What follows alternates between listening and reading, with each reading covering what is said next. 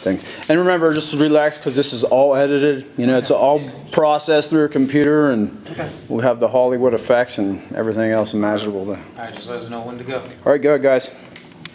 How you doing, everybody? Boxing fans, Youngstown, Ohio here. I'm at Sammy Calderon's United City Boxing Gym here on the east side of Youngstown on Jackson and Himrod Avenue. Sitting here with my good friend Sammy. How's it going, brother? Good to see you again. Of course, we've known each other for how long? 30 years? 30 years. 30-some years now. You know, you got a nice gym over here. It's a relaxed atmosphere. He's a good trainer and everything. Let us know, what's your gym hours? My gym hours are from 10 to 12 in the morning, and then I come back at 3 to 7 o'clock. What day? Monday through Fridays, yep. Okay. Saturdays, sometimes optional. Yeah. And, Optional? Okay. And Sundays off, you know, you have to do the church day. Yeah, of course, of course.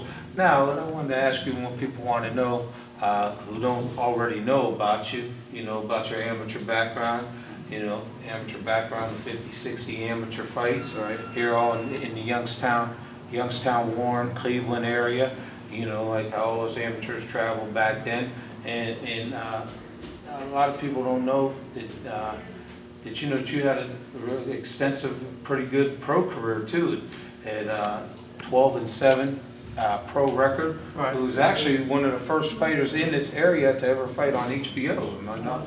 Yeah, you're right. You were the first one against right. David Reed, the Olympian, and then you put up a hell of a fight. I mean, it was a 10-round fight.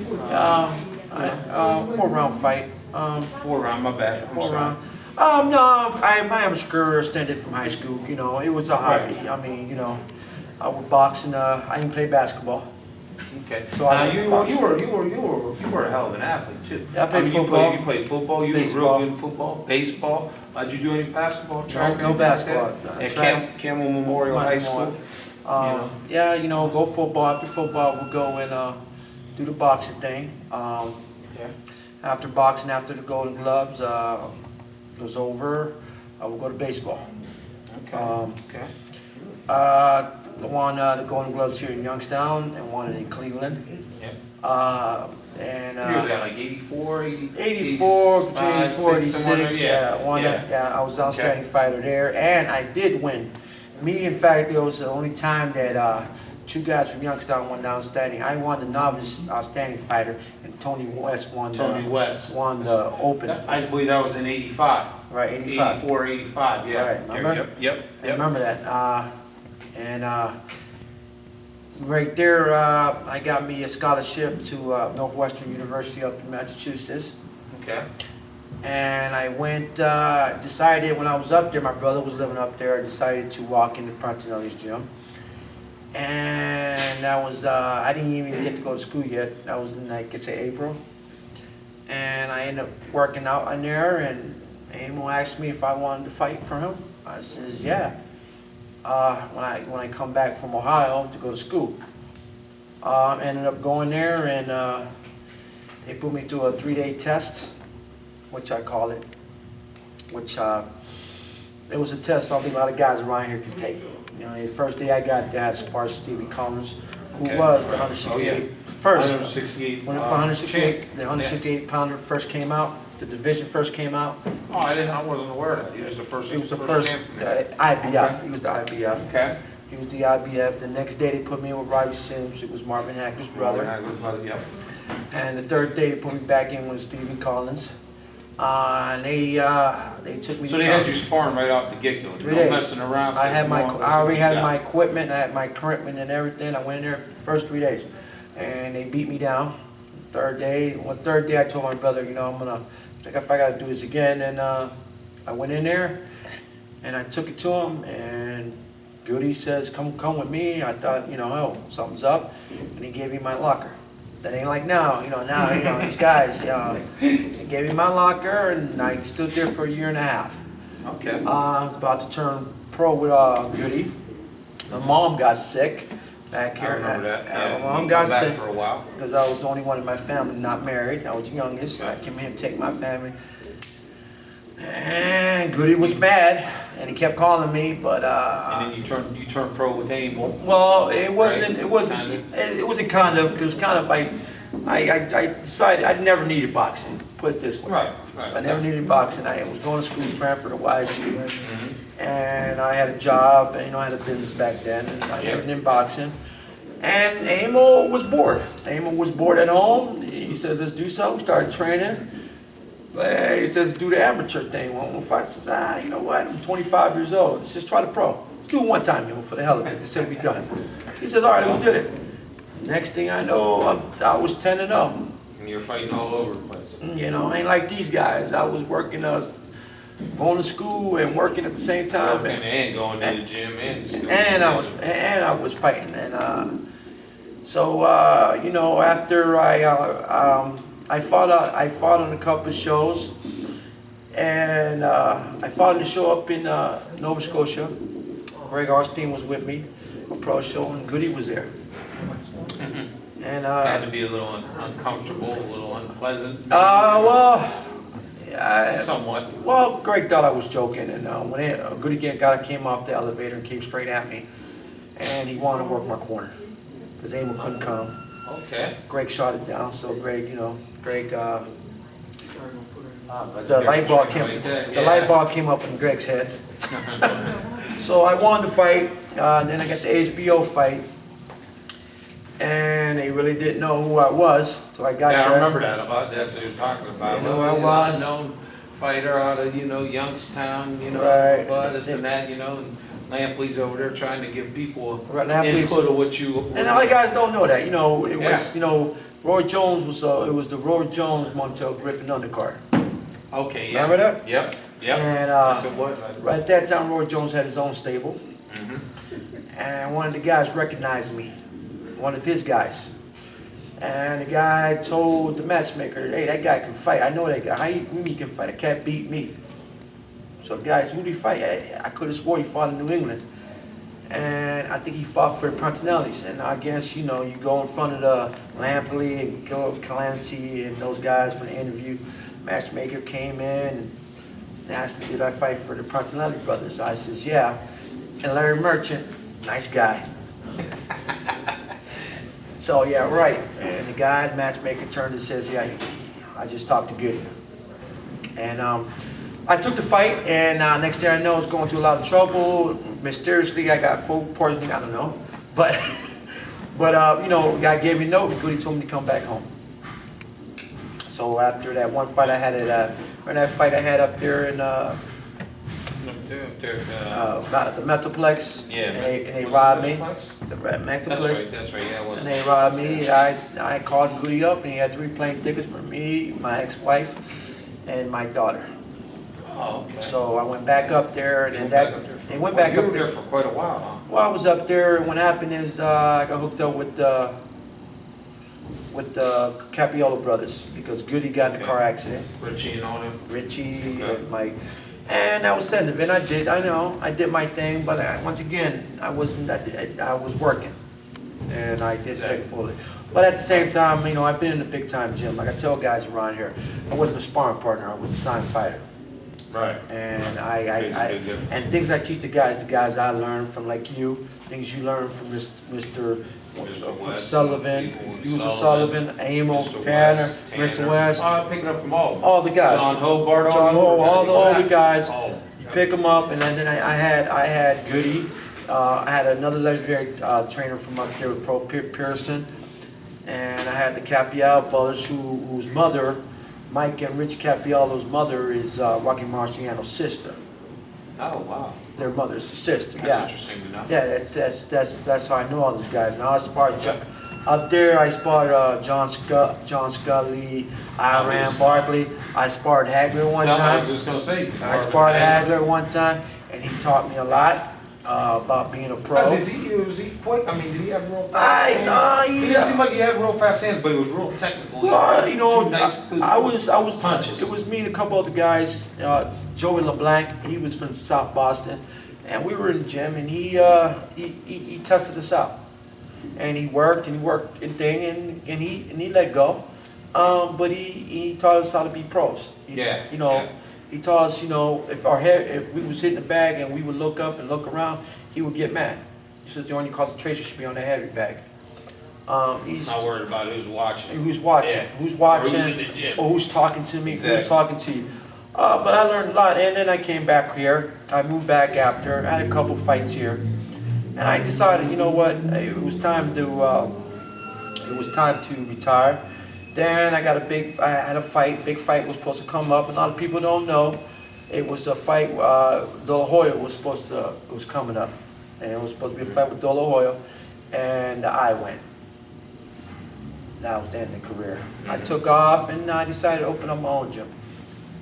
Now, what made you decide what people want to know, what made you decide? Because you just don't wake up one morning from fighting and say, oh, I want to be a trainer. I mean, what actually made you decide to be a trainer? Because what made me decide to be a trainer was the knowledge of it, and how I used to watch like Mr. West and John Hobart and them guys like that, and Sullivan and Mr. Charity.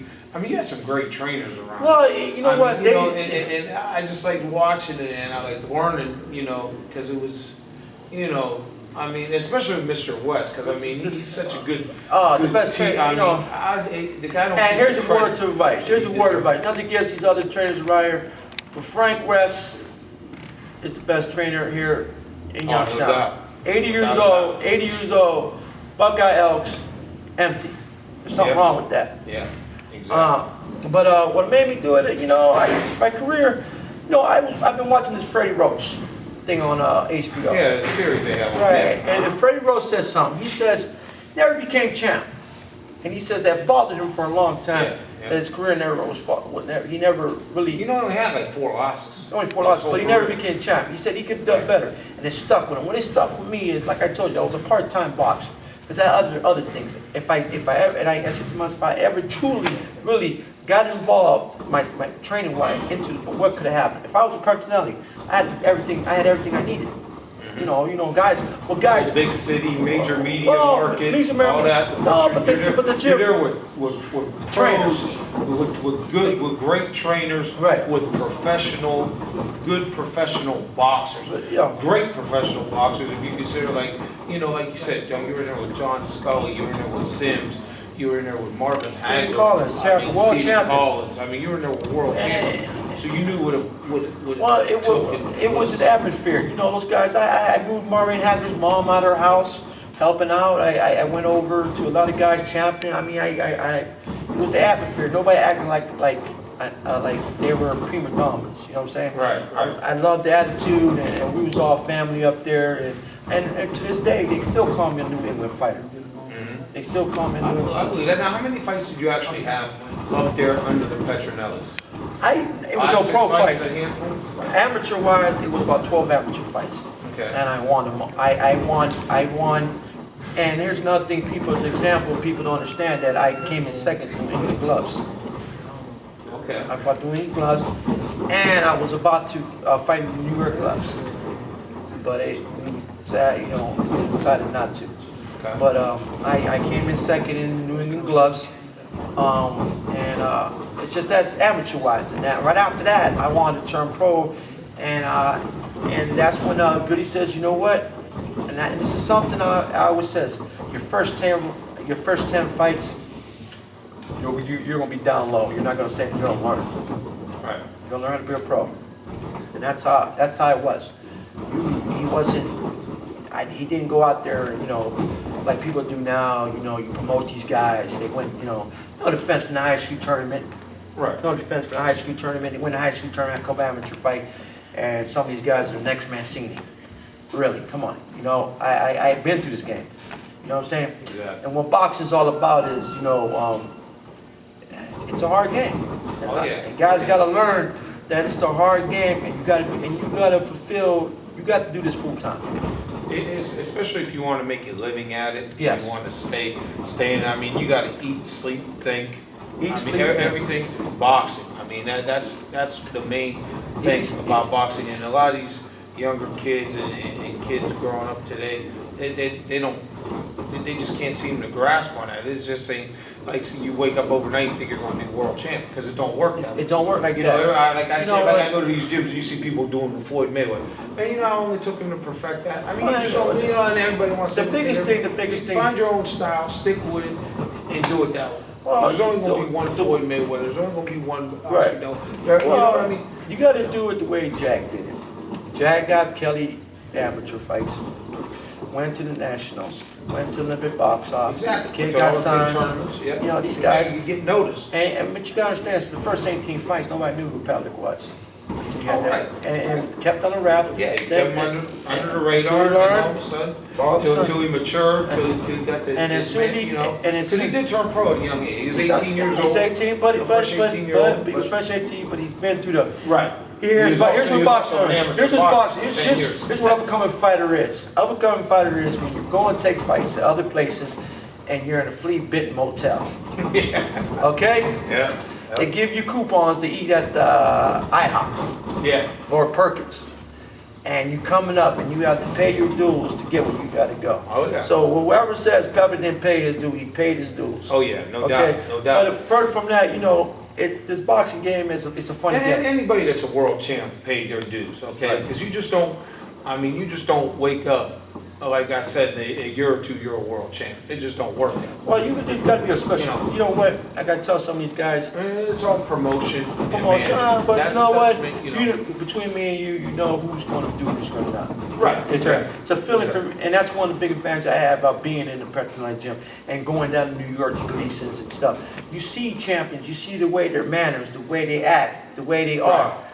You know, and you see it. And And you can tell by the way they work in the gym. exactly. I mean, it's a totally different gym atmosphere when you got a top notch like world class fighter in there. How he works out, how he hits. You know, none of it's excuse me, half-assed. Half-assed. I mean, they go at it because it's something they want to do, and they pride themselves in doing it. That's why they're world champs.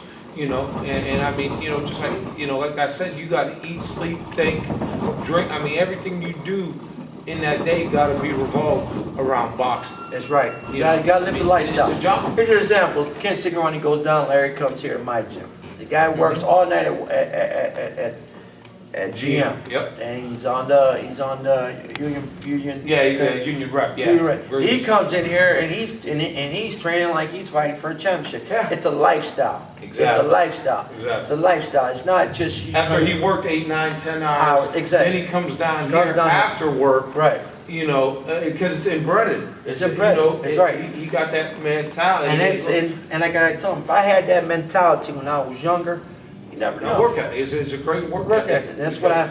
And I mean, like I said, he's another one. Started with Emil Tanner. Yeah, Emil Tanner. Emil had a lot of great fighters. Gino Redding. I mean, they just didn't really get, but I'm saying he had. I mean, they're just the pros that was in this area back in the. Amo in the did. 50s. Amo did me a favor. Amo never really. He was like Mr. Sullivan. He Right. really didn't want to do the pro thing. It was the love for the game he did. You know what I'm saying? Right. Amo, got it's like the pad situation, doing pads. Guys are into this hyping pad thing. I said, Jesus, I remember Amo doing pads with a Marlboro sticking out of his mouth. But every year he would produce sharpshooters and Golden Glove champions and outstanding fighter champions. And I mean, I'm not that. Nowadays you can't have a cigarette. That's bad. But back that was what it was back in the 80s. Yeah, nobody cared. Nobody cared. But Just produced. he just produced and he did it. But he loved the game. Amo loved this game. And when I went back for the funeral for Goody Prandelli, who died a couple weeks ago, I told his sons, I'm trying to be a trainer. I'm more big examples of what Goody was. Even though Goody didn't see me a long time, he still gave me a hug. He wasn't mad. And they called him up about David Reed, asked if what I was going to do against David Reed. And he told him Sam Campbell was going to beat him. But I'm a disadvantage. I'm working. Right. I'm working. I was You were working, taking care of my He wasn't. He was an Olympian. He was getting Right. paid to train. Can to train. So my chances there's was a very knockout. few of them out there these days. Right. That get paid to train unless Exactly. you're an elite. Like Elite. you're on the Olympic team or I mean Kelly Pavlik. Look at him. Made all the way to national trial house. He wasn't getting paid. Nobody was Exactly. paying him. But you know what, even when he first turned pro, he wasn't getting paid. He was still working, he was working for, I believe, Lawn Boys and stuff like that. Working, going to the gym, still taking these fights, like you said, flea infested hotels, Flea whatever. infested hotels. This and that. But you know what, he paid his dues, and it paid off. And it paid It off. don't happen to everybody. And that's one of the things, when I opened up the gym, that's one of the things I was gonna, like I said, I've been through this, I had some great trainers, and I train, but I also eat, like, I live this thing, I love doing this, and I try to learn. I go out, I take a vacation with my girl, I go to different gyms. I was, me being a nice guy, not friends with everybody, that some of the guys that I boxed with out in New England, like a Ray Oliveira, who's on ESPN so many times, right? Bunch of times. I'm scheduled to go visit his gym in New Bedford. Okay. I'm gonna visit his gym and visit these other guys, these old guys that who are at the gym now, to learn things, and they're gonna learn things from me. We all got our own different style, Oh, exactly. but at the same time, we're having fun doing From it. everybody. And That's what I, right. When I first got into training, I seen what Frank West did, I Right. knew what he did because I was down for some. I knew Balance. how Sullivan did, right. Balance was I knew- Frank West was the balance and hook guy. Oh, yeah. Balance Oh, and yeah. hook guy. Yep, Hey, balance and hook guy. You want to go? I try to get, Hey, I yeah. spent some time with him, like when he was down there with Segranti, down there at, Joe Guerrero's gym. On Albert Street. Man, that's where he was at. Yep. I go down there, I get in there and spar with Kenny here and there, stuff like that. But I would pick up on what these trainers did, and I'd be like, hey, you know what, I think I want to try that. And then in 88, 89, Mr. West asked me, he said, hey, blah, blah. I said, yeah, I said, I'd love to, and That's that's what what I it is. started. And I mean, I picked up, that guy, that's a man there, like you said, with so much knowledge that people just don't know because he's under the radar. He ain't in there, getting his picture all over the paper, this and that, whatever, And here's another thing. I didn't know the magnitude of the situation when I was in Massachusetts. I didn't know the magnitude of Youngstown boxing until I went to Brockton, Massachusetts. I went there back in '80. I started there in '87. The guys that were up there sitting around were already in their 60s and 70s. So they're probably dead by now. Okay? Yeah. But when I told them I was from Youngstown, Ohio, they lit up like a Christmas tree. They were naming guys I ain't never heard in my life. Oh, boxing was That's huge. why, Huge in some guys trip out about me, how I get mad about guys now around here.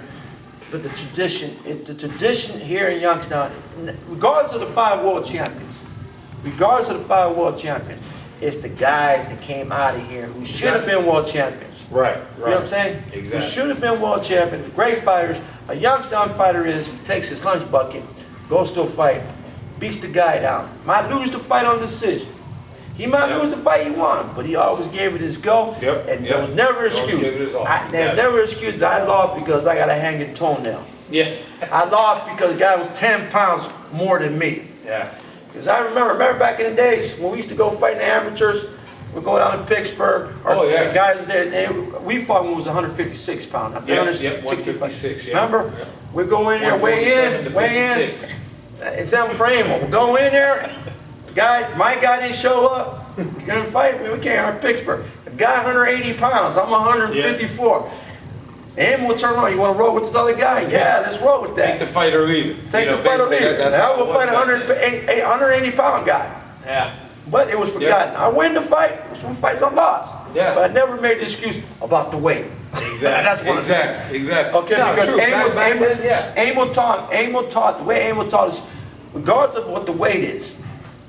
It's how you perform. It's how you perform, how you handle the guy. Exactly. And no weight should be the issue. Now, if you fight inside, that's a different story. If you're wrestling with the guy, but if you're boxing the guy, and the weight issue, shouldn't be no weight issue. There shouldn't be none. Right. So that's one of the things I Because teach. you're on a competitive level. You're both on the outside of each other. Whoever lands the punch first, that's who that's who gets the point. It's like, down here in my gym, I teach everything these guys do. I teach them boxing wise. But at the same time, a lot of my guys, I make sure these guys, when they tell me they want to turn pro or something, I says, get your home life secure first. I got a lot of guys in here who are going to college, who got jobs. So, and like Julius Thomas might be turning pro next year. Julius. Julius. He might be turned, now he's taking, I bit my time, been patient, now he's taking this seriously. And he's training hard, losing the weight, but he also on the second year at YSU. Okay. So, What's he going to school for? Right now he's undecided right now. But he's Okay, taking good, his elective. Magic is doing the same thing with him. Right. You know, he wants to turn pro in 2 years. He's gonna be done with college. And then I got guys like, a lot of guys gotta get jobs, because you don't know what to sport, like me. No. You know, Heck I was no. ready to make that No. comeback that I went. You know what I'm Yeah, saying? yeah, You yeah. don't know, you can get hurt. But No, I want you, one shot. I want my guys to fall back on something. Exactly. And Exactly. that's Go to a the- trade school. Go to trade school. Go get some Because- type of background. right. 'Cause You just never know. You never know what's gonna Look happen. at poor Kenny. You know, Oh. got detached right now. He can't fight. You know, I mean, granted, not as Well, bad as yours. It's cleared up now. Kenny is a big example of what boxing can do for you. Because Kenny was getting a little trouble before he got into boxing. That's why he got Right. into Yep. boxing. Yep. And he got into boxing, and look at him now. Yep. And he's one of the big accomplishments, because it's not his Oh, yeah. career, it's what he's doing at GM. Craig he's Snyder. doing, Craig exactly. Snyder was working at Farmer Executive. Yeah. And remember And he was boxing. And Yeah. he was boxing. Yeah, and he had a pretty good pro career. He had a too. good I mean, pro he had a career, decent- but that's what decent pro this is career. what boxing's supposed to be for. And it's supposed to Exactly. take guys. I got guys here in the gym that they might never box, Right. but they're They just like the workout. yeah, they're being losing in their the weight. gym atmosphere, They're being, losing weight. you know, I got a yeah, kid. Conditioning, yeah. I got a kid named Christian Coombs in here. He was 200-something pounds. Now he's down to 180, and he never wanted to sport. Now he wants to sport all the time. But now, but his grades went up in school. Yeah. And now he's more manner at home, and he's changing his life around. And that's what I try to do. I'd rather have kids like that. And I'm sorry, you know, it's nice to have a world champion. Don't get me wrong. Oh, of course. But Everybody wants their put up- lottery ticket. but yeah, you know. That's what I call it, a lottery ticket. Right, but the subject. But one of the things, you know, it's just that, you know, between me and you, we've been through this stuff. We've been through this nonsense, and we're just trying to accomplish something. It's a rough, right? It's a rough road to make a living. Right. I mean, if you're planning on making a living at it, 9 out of 10 times, you ain't gonna be able to make a living at it. And know if what you I'm go to the Vindicator and have all these articles, you better produce. saying? Exactly. Okay. Okay, guys, let's do some plugging. Okay. All right. Let's, what I'd like, maybe you could say